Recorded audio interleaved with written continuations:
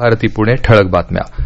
पुणे जिल्ह्यात काल कोरोनाबाधित रुग्णसंख्येत एका दिवसात 1345 नवीन रुग्णांची भर पडली. त्यामुळे जिल्ह्यात कोरोनाबाधितांची संख्या 3,19,380 वर पोहोचली.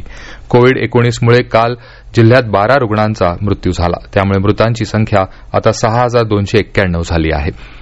आगामी सणासुदीच्या काळात बस भाडे न वाढवण्याचा निर्णय खासगी बस चालक संघटनेनं घेतला आहे. सणासुदीच्या काळात एसटी बस भाड्यापेक्षा 50% अधिकचे भाडं आकारण्यास खासगी बस चालकांना परवानगी आहे. मात्र कोरोनाचा प्रादुर्भाव लक्षात घेता प्रवाशांवर अतिरिक्त बोजा पडू नये म्हणून यंदाच्या वर्षी ही भाडेवाढ न करण्याचा निर्णय खासगी बस चालकांनी घेतला आहे. काल जिल्ह्यात सर्वत्र सुरू झालेल्या पावसानं अनेक भागात पाणी साठलं आहे. बारामती शहरात अनेक ठिकाणी घरात पाणी शिरलं.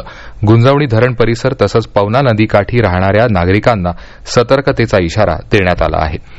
चासकमान धरण 100% भरलं असल्यानं नागरिकांनी सतर्क राहण्याचा इशारा देण्यात आलाय. नदी तीराजवळील आपली वाहनं, विद्युत पंप आणि इतर साधनसामुग्री सुरक्षित ठिकाणी हलवण्याची दक्षता घेण्यात यावी असं सूचित करण्यात आलं आहे. पावसामुळे पुणे शहर आणि जिल्ह्यात अनेक भागात पाणी शिरलं असल्याच्या घटना घडल्या. तर उजनी धरणातून पाणी सोडण्यात आल्यानं इंदापूर शहरात पाणी शिरलं. निमगाव केतकी गावात 55 नागरिक पुराच्या पाण्यात अडकले होते. त्यांची आता सुटका करण्यात आली आहे. पुणे सोलापूर रस्त्यावर भिगवण इथं पाणी साचल्यानं वाहतूक बंद करण्यात आली होती. मात्र पाणी कमी झाल्यानं रात्री 10 पासून जड वाहतूक सुरू करण्यात आली आहे. पुणे आणि परिसरात पहाटेपासून पावसानं उसंत घेतली आहे.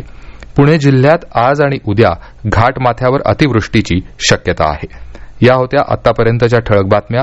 यानंतरच्या ठळक बातम्या सकाळी 9:58 वाजून